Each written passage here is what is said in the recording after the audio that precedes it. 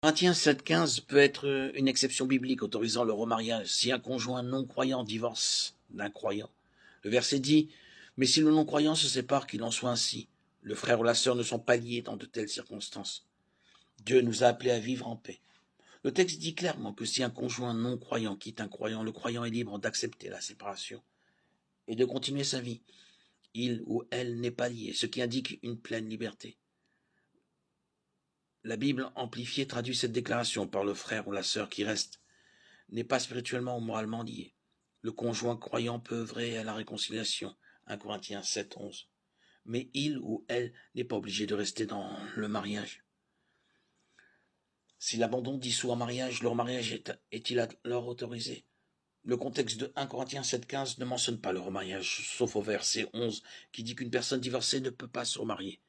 Mais si le mari ou la femme croyants ne sont plus liés l'un à l'autre, alors il est raisonnable de supposer que le remariage est autorisé. Il semble qu'au verset 15, Paul donne une exception à la règle du verset 11.